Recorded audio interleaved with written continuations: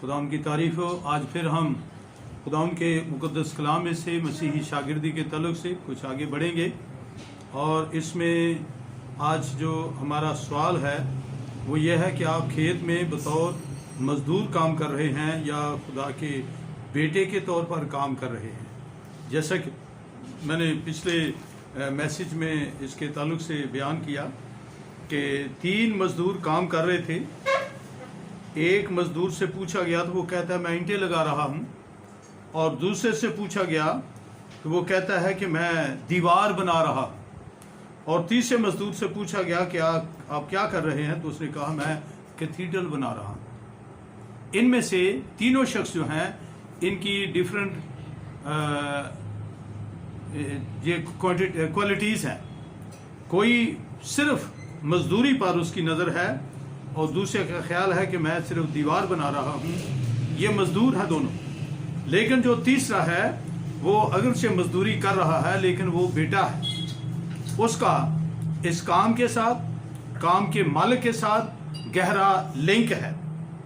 इस ताल्लुक़ की वजह से उसको एक बड़ी रोया उसके पास है, जबकि दूसरे दोनों जो हैं उनके पास लिमिटेड रोया है। तो बेटे ख़ानदान की ज़बान इस्तेमाल करते हैं, ख़ानदान का नाम इस्तेमाल करते हैं।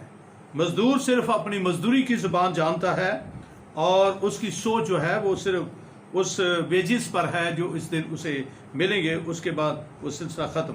बेटे ख़ानदान की कमज़ोरी का तहफ़्फ़ुज़ करते हैं और तमाम ख़दशात का ख़ात्मा करते हैं।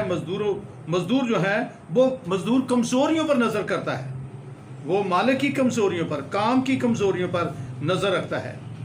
बेटे हुक्म को समझते हैं जबकि मज़दूर उसके लिए ताबेदारी करना मुश्किल है। बेटा रोया के साथ चलता है, मज़दूर रोया बदल लेता है। अगर उसको किसी दूसरी जगह से अच्छी ऑफ़र मिल जाए तो वो यहाँ से काम छोड़कर किसी दूसरी जगह पर चला जाएगा। बेटा ख़ानदान में नए आमदा लोगों को खुशामदीद कहता है, जबकि मज़दूर को नए आमदा लोगों के साथ कोई ताल्लुक़ नहीं है। बेटे इस कोशिश में रहेंगे कि ख़ानदान अच्छा लगे,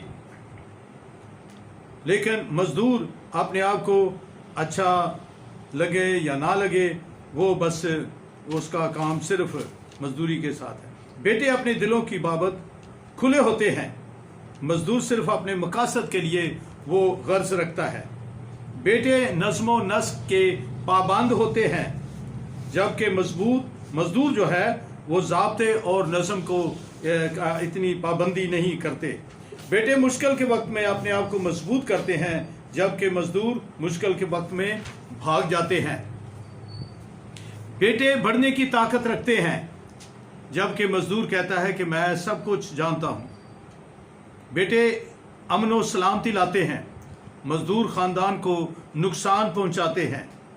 बेटे बाप के एतबार से नाकाबिल एतमाद हैं और वो जायद काम पर भी अपना दिल लगाकर काम करेंगे, जबकि मज़दूर उसका कॉन्ट्रैक्ट है और वो सख्ती की सूरत में वो काम से हड़ताल कर देंगे और काम को बंद कर देंगे। बेटे मोहब्बत के सबब से मुतहर्रिक होंगे, क्योंकि वो जानते हैं कि ये हमारा ख़ानदानी काम है और इससे हमारा ख़ानदान मजबूत होता है। जबकि मज़दूर खौफज़दा हो जाएंगे और मज़ीद रकम का मुतालबा करेंगे। बेटे एक अच्छी मोहब्बत की रूह में काम करेंगे और तकलीफ़ की सूरत में भी तकलीफ़ को पसे पुश्त डालकर बाप का काम जानकर वो आगे बढ़ेंगे, जबकि मज़दूर कभी भी तकलीफ़ को वो बर्दाश्त नहीं करते और फिर वो वहाँ से नई राह इख्तियार करते हैं। बेटे के जहन ताज़ा हो जाएंगे, जबकि मज़दूर का जहन पुरानी सोच रखता है। तो आप खेत में बतौर मज़दूर काम कर रहे हैं या बतौर बेटा? यीशु मसीह पर जो कोई ईमान लाता है वो उसे खुदा का फर्जंद बनने का हक बख्शता है। लिखा है वो अपने घर आया और उसके अपनों ने उसे कबूल ना किया, मगर जितनों ने उसे कबूल किया उसने उन्हें खुदा के फर्जंद बनने का हक बख्शा, यानी उन्हें जो उसके नाम पर ईमान लाते हैं। वो ना खून से, ना जिस्म की ख्वाहिश से, ना इंसान के इरादा से, बल्कि खुदा से पैदा हुए। तो आप खुदावंद के खेत की मजदूरी जो कर रहे हैं, बतौर बेटा कर रहे हैं या बतौर मजदूर कर रहे हैं। पहला पतरस दूसरे बाब की 9-10 आयत में लिखा है, लेकिन तुम एक बरगुज़ीदा नस्ल, शाही कहनों का फिरका, मुकद्दस कौम, खुदा की खास मलकियत, ताकि खुदा की खूबियां जाहिर करें। तो मेरे अज़ीज़ों, इस सूरत में अपने आप का जायजा लेना है कि मैं किस तौर से खिदमत कर रहा हूं, और इसको अगर खुदा के फर्जंद हैं तो फिर आप यकीनन मजदूर से बढ़कर दिल जमई के साथ, लगन के साथ, मोहब्बत के साथ खुदाम की खिदमत को करेंगे। लेकिन अगर आप सिर्फ मजदूर ही हैं तो फिर आपको इतना गहरा इंटरेस्ट नहीं होगा। तो हम यीशु मसीह की शागिर्दी के ताल्लुक से ये सीख रहे हैं कि हमें मसीह की शागिर्दी में किस तौर से उसके खेत में काम करना है। शागिर्दियत के तीसरे सबक में आपको खुश आमदीद। शागिर्दियत मसीह के साथ होना, रिफाकत में रहना, एक जगह होना, एक घर में होना, और मसीह के साथ एक रूह रहकर गहरी दिलचस्पी खुदाम के खेत में, खुदाम के काम में रखना। मसीह ने शागिर्दों, बहुत बड़ी भीड़ थी। लूका की इंजील में लिखा है कि यीशु मसीह ने सारी रात दुआ की और सुबह उन्होंने आके उस भीड़ में से 12 को चुना और उनको शागिर्द होने का खिताब दिया, लक़ब दिया। तो हम शागिर्दी के ताल्लुक से यहाँ पे सीख रहे हैं खुदावन हमारे बारे में क्या उम्मीद करते हैं। खुदावन के कलाम में से देखेंगे इब्रानियों 6 बाब उसकी 13 से 20 आयत तक कलाम का हिस्सा थोड़ा सा देखेंगे।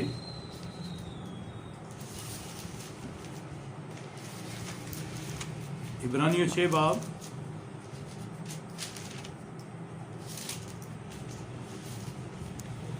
बस आओ मसीह की तालीम की इब्तदाई बातें छोड़कर कमाल की तरफ कदम बढ़ाएं और मुर्दा कामों से तौबा करने और खुदा पर ईमान लाने की और बपतिस्मों और हाथ रखने और मुर्दों के जी उठने और अब्दी अदालत की तालीम की बुनियाद दोबारा ना डालें।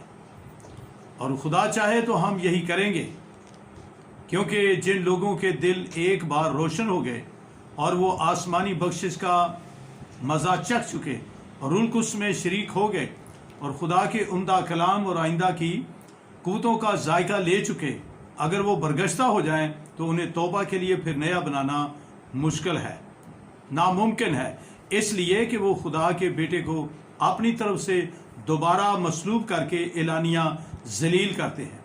क्योंकि जो ज़मीन उस बारिश का पानी पी लेती है जो उस पर बार बार होती है और उनके कलाम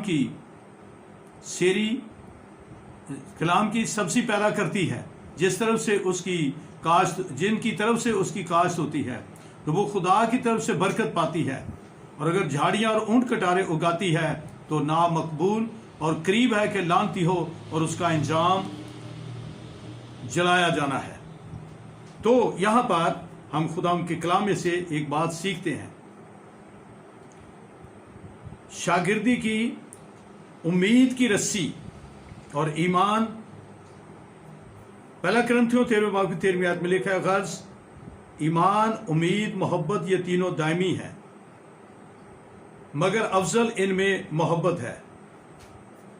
बुलंदी पर चढ़ाई के लिए मजबूत ईमान और उम्मीद की रस्सी बुलंदी पर चढ़ाई के लिए ज़रूरी है।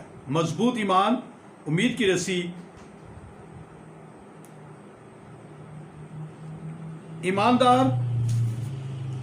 सफनिया तीसरे बाब की 16वीं, ऐ सयून तेरे हाथ ढीले ना हों।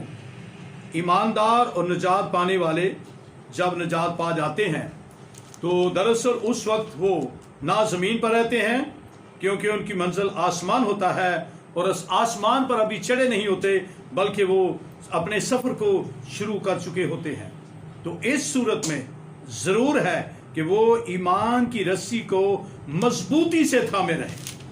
तो सफनिया के सहीफा में यहाँ पे लिखा है कि ऐ सयून तेरे हाथ ढीले ना हों, ईमान की रस्सी को मजबूती के साथ थामे रहें।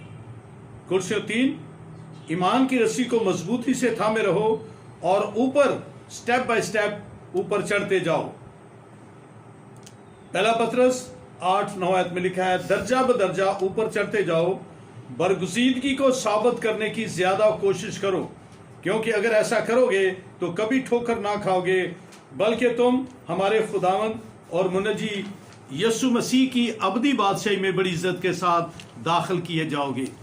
तो मेरे अजीजों, उम्मीद और ईमान की रस्सी को मजबूती से थामने से और स्टेप बाय स्टेप हर रोज एक स्टेप आगे बढ़ने से आप खुदावंद की तरफ, आसमान की तरफ बढ़ते जा रहे हैं। इस उम्मीद की रस्सी को जो आसमान पर हमारी नजरें हैं, जिसका जिक्र तुम इस खुशखबरी के कलाम में सुन चुके हो, तो इब्रानियों 10 बाब की 23 आयत में अपनी उम्मीद के इकरार को मजबूती से थामे रहें। जिसने वादा किया है वो सच्चा है। उम्मीद की रस्सी की इब्तिदा यसु मसीह है, जिसने जिंदा होकर मुर्दों में से जी उठने के बायस हमें जिंदा उम्मीद बख्शी। इस जिंदा उम्मीद की रस्सी को मजबूती से थामना है और आगे बढ़ना है, ताकि एक गैर फानी, बेदाग और लाजवाल मिराज को हासिल करें। वो तुम्हारे लिए आसमान पर महफूज है। कैसे ईमान की रस्सी फेंकनी है? ना अकेले गोता लगाओ, ना अकेले चढ़ाई करो, बल्कि आप अपने मददगार को अपने साथ लेकर आगे बढ़ो। तो यहां पर मैं इस बात के लिए जोर दे रहा हूं कि रूल कुस जो हमारा मददगार है, रूल कुस हमें मदद के लिए दिया गया है, रूल कुस हमें उस्ताद के तौर पर दिया गया है, रूल कुस हमें आइंदा की खबरें देने के लिए दिया गया है। तो शागिर्दी की जिंदगी के अंदर मसीह के साथ आगे बढ़ना है। हम कलाम मुकद्दस में देखते हैं यूसुफ के ताल्लुक से कि यूसुफ को बचपन के अंदर एक ख्वाब मिला। उस ख्वाब में उसने देखा कि खेत के अंदर हम काम कर रहे हैं और उसमें 12 पूले हैं और 12वां पूला यूसुफ का आसमान की तरफ खड़ा हो गया है, और बाकी 11 पूलों ने यूसुफ के पूले को सिजदा किया। और उसने बड़ी खुशी के साथ इस बात का इजहार अपने भाइयों के साथ किया। वो नताइज के बारे में नहीं जानता था कि मेरे भाई इससे क्या नतीजा अखज़ करेंगे। और दूसरे दिन उसने फिर एक और ख्वाब देखा। उसमें देखा कि 11 सितारे उसे गिर कर सिजदा करते हैं और सूरज और चांद ने भी उसको सिजदा किया। इन दोनों ख्वाबों में उसने एक उम्मीद पाई, उसे एक ईमान मिल गया। उसको इस बात की गहरे तौर पर समझ तो नहीं थी, लेकिन उसको एक उम्मीद दिलाई गई कि तू सरफराज किया जाएगा। और उसने जब इसका जिक्र भाइयों के साथ किया और बाप के साथ किया तो वो उसके साथ नाराज हुए। लेकिन यूसुफ ने वो सारी बातें अपने दिल में रखी। तो उसके बाप ने उसे भाइयों का हाल मालूम करने के लिए भेजा। तो यूसुफ जब नज़दीक पहुंचा तो उसके भाइयों ने आपस में मशवरा किया कि आओ ख्वाबें देखने वाले का आज हशर करें। और उन्होंने आपस में प्लानिंग बनाई कि इसको कत्ल कर देते हैं, और उन्होंने उसको एक कुएं में डाल दिया। जब वो कुएं में पड़ा हुआ चीख चिल्ला रहा था तो सामने से उन्होंने इस्माइलियों का एक ग्रोह देखा जो ताजरों का ग्रोह था, सौदागर थे।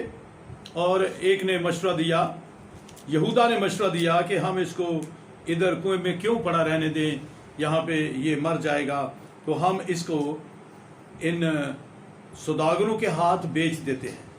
तो उन्होंने 20 रुपए का यूसुफ को बेच दिया और यूसुफ मिस्र में पहुंचा दिया गया। अब मिस्र में वो गुलामों की मंडी में था और गुलामों की मंडी में उसको पोतीफार ने खरीद लिया।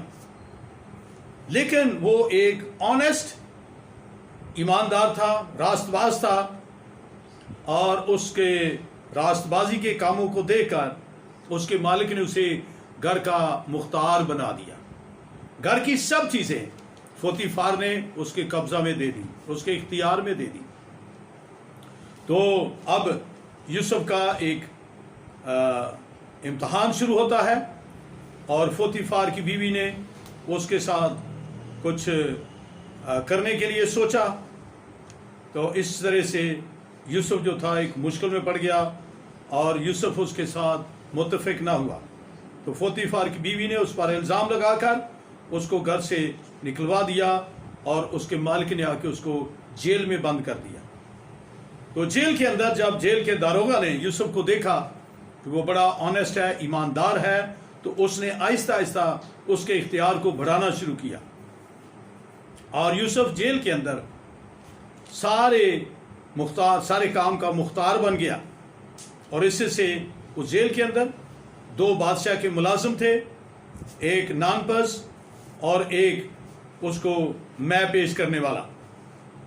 तो इन दोनों ने ख्वाब देखे और उन ख्वाबों में यूसुफ जो नानपस था उसने देखा कि 3 टोकरियां मेरे सर पर हैं, और जो मैं पेश करने वाला था उसने देखा कि मेरे सामने अंगूर की 3 शाखें हैं और मैं वहां से अंगूर निचोड़कर बादशाह को मैं पेश कर रहा हूं।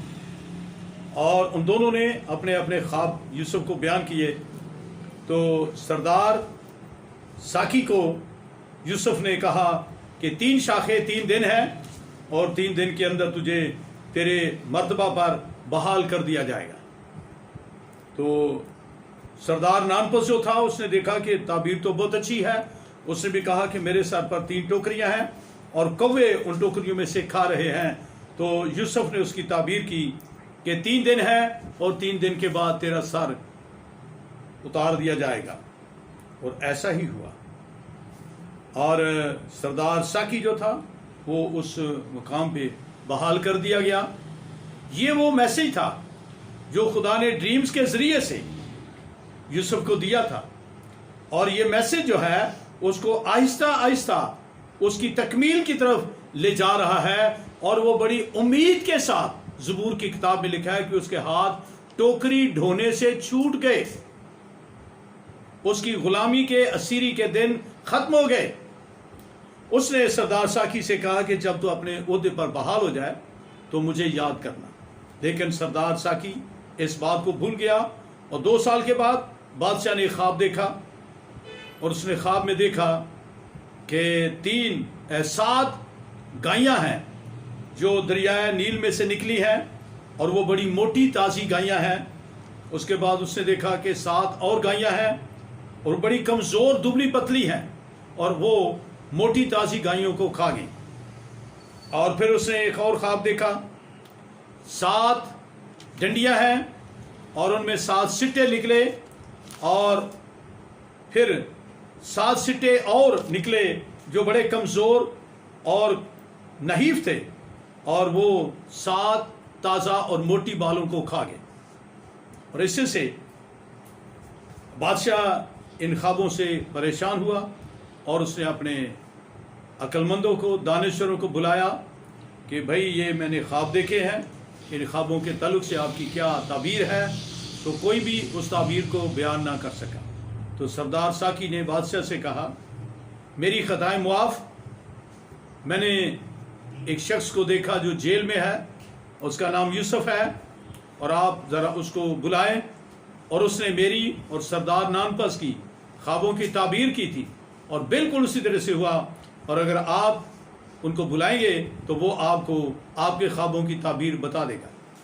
تو یوسف بلایا گیا, اس کی حجامت بنوائی گئی, اس سے اچھے کپڑے پہنائے گئے اور بادشاہ کے سامنے پیش کیا گیا. اور بادشاہ نے اپنے خواب بتائے اور اس نے خوابوں کی تعبیر کی کہ یہ ارزانی کے سست پائی کے 7 سال ہیں جن میں فصل بڑی کثرت کے ساتھ پیدا ہوگی, اور اس کے بعد 7 سال کال اور قحط کے ہوں گے. اور اگر بادشاہ کسی دانشور شخص کو اس کام کے لیے مخصوص کر دے تو وہ دانشور شخص ان ارزانی کے برکت کے سرفرازی کے 7 سالوں میں وہ اناج کو جمع کرے اور کال اور قحط کے سالوں میں وہ اس اناج کو لوگوں کو دے, تو یوں لوگ بچ جائیں گے اور کال اور قحط میں مرنے سے محفوظ رہیں گے. تو یہ وہ امید تھی جو خدا نے یوسف کو لڑکپن میں باپ کے گھر میں جب وہ تھا اس وقت یہ امید بخشی, اور یہ امید خدا نے اس کی پوری کی.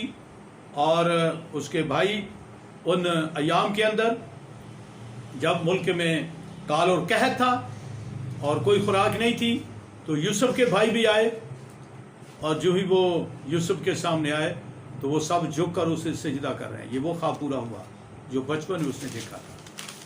تو میرے عزیزو, اگر خواب کے ذریعے سے, رویا کے ذریعے سے خداوند آپ کے ساتھ کلام کرتا ہے, اس بات کو آپ ایک امید اور ایمان کی رسی کو مضبوطی سے تھامے رہیں, اس کی تکمیل کے وقت کا انتظار کریں.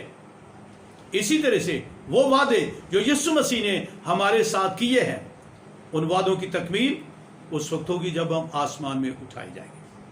تو اچھے مسیحی شاگرد ہوتے ہوئے آپ ایمان کی رسی کو مضبوطی کے ساتھ تھامے رہیں. خدا آپ کو برکت دے گا, آپ کو کامیابی سے ہمکنار کرے گا, اور خدا آپ کی زندگی کے اندر جلال پائے گا. میں نے بہت ابتدا میں 78 کی بات ہے, مئی کا مہینہ تھا جب خدا نے میرے ساتھ ایک بات کی, اور میں ہمیشہ اپنی پریئر کے اندر, پرسنل پریئر کے اندر, میں اس بات کو جو خدا نے میرے ساتھ کی تھی, میں اس کے لیے خدا کی شکر گزاری کرتا ہوں. اس بات کو غور سے سنیں. اگر خداوند آپ کے ساتھ کلام کرتا ہے تو خداوند اس کلام کے پیچھے کھڑا ہے. جب خداوند نے میرے ساتھ یہ کلام کیا, میں تو راولپنڈی شہر کو بالکل نہیں جانتا تھا. خداوند نے مجھے راولپنڈی ریلوے اسٹیشن دکھایا. میں اس رویا میں پلیٹ فارم پہ کھڑا تھا, اور میرے لیفٹ سائڈ پہ ٹرین کی لائنیں تھیں, اور میرے رائٹ سائڈ پہ پیلی سفیدی والے کمرے تھے جہاں پہ وہ ریل کا سٹاف ہوتا ہے جو ٹکٹیں وغیرہ دیتے ہیں. اور میرے سامنے 2 پلرز پر ایک بورڈ موٹا سا بنا ہوا تھا, اس کے اوپر موٹا موٹا لکھا تھا راولپنڈی. تو میں نے خداوند سے کہا, خداوند یہ کیا ہے؟ تو خداوند نے کہا تجھے راولپنڈی جانا ضرور ہے. اور میں نے یہ بات اپنے ساتھی سے کی جو میرے ساتھ ہی بیٹھا ہوا تھا, ایمینوئل پی ڈینیل, اور اس نے کہا جب یہ خداوند نے آپ کے ساتھ بات کی ہے تو پرنسپل صاحب کو بتا دیں. تو پرنسپل صاحب کلاس لینے کے بعد جب وہ اٹھ کر جانے لگے, ہماری بیگ سے انہوں نے باہر گیٹ کی طرف, دروازے کی طرف جانا تھا, تو میں اٹھ کھڑا ہوا اور میں ان کے سامنے کھڑا ہوا. تو مجھے کہتے ہیں کیا بات ہے؟ میں نے کہا جی کوئی, جیسے کہ آپ کئی ہفتوں سے, مہینوں سے کلاس کے اندر کہہ رہے ہیں کہ کوئی بھائی جس کو رول کچھ کہے راولپنڈی جانے کے لیے وہ مجھے بتائے. تو انہوں نے فوراً پوچھا کہ کیا کوئی بات خدا نے کی ہے؟ میں نے کہا جی خدا نے میرے ساتھ بات کی ہے. اور جب خدا کی بات میں نے ان سے شیئر کی, اس کے بعد میں نے خاموشی اختیار کی. تو ہفتے کے اینڈ پہ پرنسپل صاحب نے مجھے کہا دفتر میں جاؤ اور امرت ہنری سے راولپنڈی کا کرایہ لے کر راولپنڈی جاؤ. اور اس کے بعد کئی نشیب و فراز آئے, لیکن خدا نے اپنی اس بات کو پورا کرنے کے لیے خدا میرے ساتھ رہا, اور بالآخر مجھے راولپنڈی آنے کے لیے خدا نے راستے مکمل تیار کر دیے. تو میرے عزیزو, یہ بات یاد رکھنے کی ہے जब खुदावंद कलाम करता है, जब खुदावंद बात करता है, तो वो अपनी बात के पीछे खड़ा होता है। उम्मीद की रस्सी को मजबूती से थामे रहें, ईमान की रस्सी को मजबूती से थामे रहें। ईमान, उम्मीद, मोहब्बत, ये तीनों दायमी है, मगर अफजल इनमें मोहब्बत है। तो ये मोहब्बत जो है, बेशक ये हमारी निजात की बुनियाद है, क्योंकि खुदा ने जहान से ऐसी मोहब्बत रखी। और उम्मीद और ईमान ये बहुत ज़रूरी हैं आसमान में जाने के लिए। और आपको खुदावंद ईमान की रस्सी को मजबूती के साथ थामे रहने का फजल दे। खुदावंद आपको बरकत दे। Praise the Lord.